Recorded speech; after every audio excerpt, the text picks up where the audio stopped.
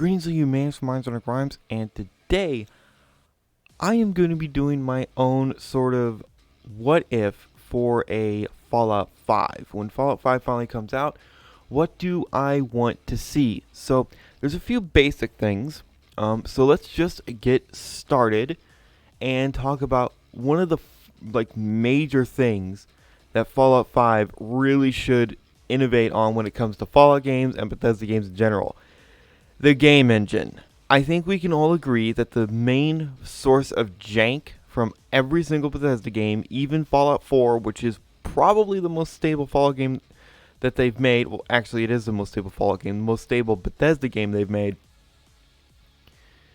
The engine just needs to be either updated, which will take a lot of resources, or they can, go to, say, Unreal 5 or whatever is out at the time. The most modern engine they can get their hands on. Even if it's not Unreal 5, they need a new game engine. Bare minimum for Fallout 5, they have to have a new game engine. I don't think there's any engine limitations too much with the creation engine. I almost said Gamebryo engine, but I think Gamebryo engine is the one for Fallout 3, New Vegas, Oblivion, that stuff. And the creation engine is the newer one. I might be wrong. I don't think I am. But anyway, the game engine needs to be updated. I'm pretty sure we all agree on this. Will Bethesda actually do it? I don't know. I want them to. I really, really hope that they do, in fact, update the game engine, because that's the source of the main jank. That's where all the jank comes from when it comes to Bethesda games. And it's just, it's the game engine. So yeah, some Bethesda games are rushed, but it really is the game engine that is holding these games back. Now, moving on from the game engine, the setting. The setting is also extremely important. Now, I have a few ideas in mind. Where could it be set?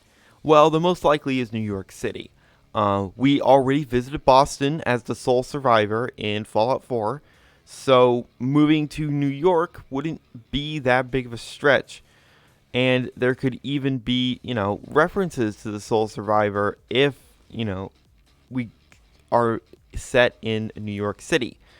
New York City would actually be a pretty cool location. I wouldn't mind that. How big should the map be? I don't know. I don't think it should be the entirety of New York City, because that place is huge. That'd be a bit ridiculous. But, some of the classic New York sites definitely have to be in the game one way or another. Now, they could do a curveball and set it in Canada. That could be potentially very interesting. Tampa, Florida, and other Florida cities or towns could also be extremely interesting. That would also be a pretty left field sort of option. Or this is even more left field. What if it's not even in the continental United States? What if it's actually in the UK? That could also be really cool. But I have a feeling that they're going to stick to America, and I think that's fine. Anyway, the setting, I'm betting New York City, to be honest. And if it's New York, fine by me. I don't care. So now, what about the story? What about, what is the main plot? Well, me personally, I have no idea. I have a few ideas in my head as a writer, but at the same time, I'm just not going to really talk about it all that much. I could definitely see you playing as a Vault Dweller again. As the title of the Vault Dweller, who knows? But yeah, I just no idea. But not out of 10 odds say you're going to be a Vault Dweller.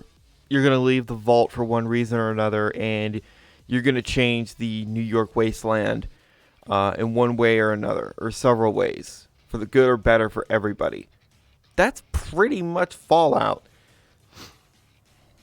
You're this one character that somehow changes everything just because, the protagonists of the Fallout games just sort of T-pose on whatever game they're in. So, anyway, moving on. Voiced protagonist.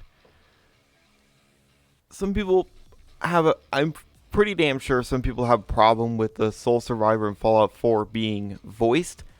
I don't, but here's how they could expand on it.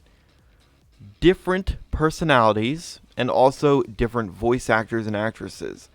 This would be a mammoth undertaking because you would need to potentially record millions of lines. I don't actually know the number of lines in Fallout 4 in vanilla and with all DLCs, but it's a gigantic number. There are so many lines, all of them voiced. Yeah, that's a lot of work. But if they do this, then the Vault Dweller that you play as, I think could honestly, every playthrough would have, different personality, different all of that. It'd be fine if we have another voice protagonist. I'm not bothered by it in Fallout 4. I actually like voice protagonists.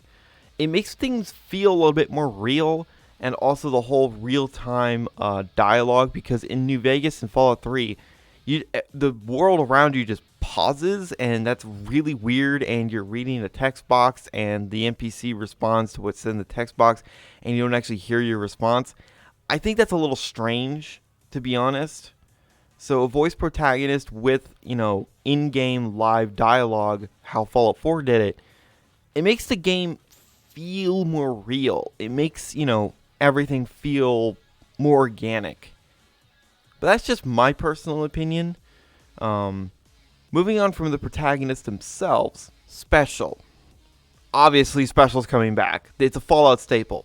Your 7 stats that, make you special. But I have a different idea for when it comes to Special. Now, I want a Fallout 4-esque perk tree, perk chart. Why? It's a lot easier to understand, it's a lot simpler, and it's a whole lot less archaic than what Vegas and Fallout 3 does. Them games are just very old. And anyway, the perk chart in Fallout 4, I think, is a very good way of doing, a Fallout game. It's fine. So, what's my ideas? Well, okay, let's take an example. Rifleman. The skill that makes all semi-auto rifles do 20% more damage. However, on rank 2 of Rifleman, you get to pick a sub-perk. This sub-perk could either be, along with the additional 20% more damage from rank 2 of Rifleman, you do more flat damage, where, your damage just gets increased by a percentage, or you get more critical damage, depending on, your luck. Your luck would obviously be, where critical hits come from. Innate crits. Again, like in Fallout New Vegas. So, that kind of thing. And you can only pick one of these sub-perks. And there'd be a sub-perk maybe every other perk level, or, every perk level after level 2. Yeah, that one actually sounds a bit better, because you would be allowed to build a much more unique character at lower levels. So that would be a very, very good way of doing it. I'm not sure why they didn't do that in Fallout 4. Sub perks would definitely would have been welcome. So that's just my opinion on how Special should work. As for each stat, well, strength is obviously strength. It would affect melee weapon damage, unarmed damage, and it would also affect how much you carry. And that's really it. Strength is super simple. Perception, I don't want it tied to laser weapons because that's very odd. I always thought that was very strange in New Vegas. Weird. Perception would be things that you would need your eyes for. It would just make logical sense. Lockpicking, pickpocketing, snipers, sniper scopes, all sorts of scopes. Seeing things at long distance. All of that. Explosives. Simple. Semi-auto rifles. All of that. Endurance would obviously give you more HP, and you'll be able to get more perks that will make you tougher. That's endurance. I mean, very simple. Charisma would be charisma, and I do not want charisma in Fallout 5 to be as broken as it is in Fallout New Vegas. As cool as it would be to play through the game as a pacifist, no. Fallout New Vegas' speech is just way too fucking broken. You literally do not need to raise a finger in New Vegas. It's so easy to do a pacifist run in New Vegas. It's not even funny. Anyway, charisma would just basically be, speech checks, getting more caps, things like that. Very simple. It'd basically be a lot like Fallout 4's charisma. Lone Wanderer perk included, which is a perk I usually take because I don't really use companions in Fallout 4. I'm more of a lone wanderer.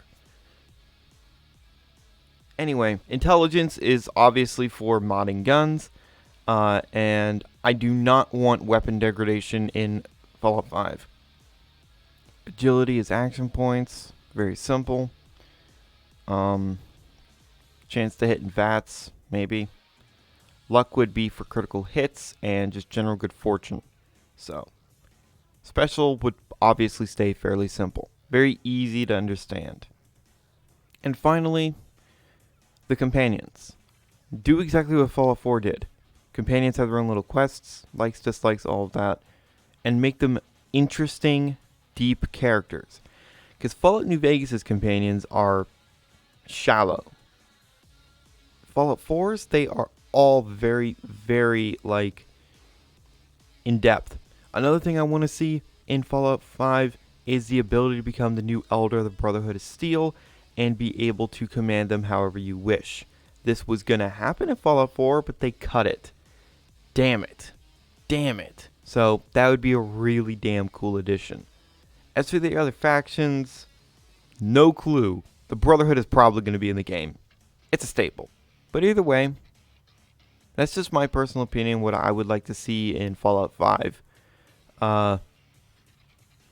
Basically, Fallout 4, just more. Just take exactly what Fallout 4 did, what made it so great. The gunplay, the weapon customization, the deep lore in the companions, their backstories, the gameplay itself. The story is never the focus in Fallout games. Let's be real here. It's always about the side stories and the quests, not the main story. Come on, really? Fallout New Vegas' main story isn't that great. I mean, it's the characters around it that make it better. But it's still kind of just, eh. That's the same thing with all the Fallout games. It's just, the main story is just kind of, eh. So that would be a really, really cool Fallout game. I would also not mind a isometric dungeon crawler Fallout game, but that shouldn't be Fallout 5. With all that being said, thank you guys so much for watching. And remember, in Tropy, we trust.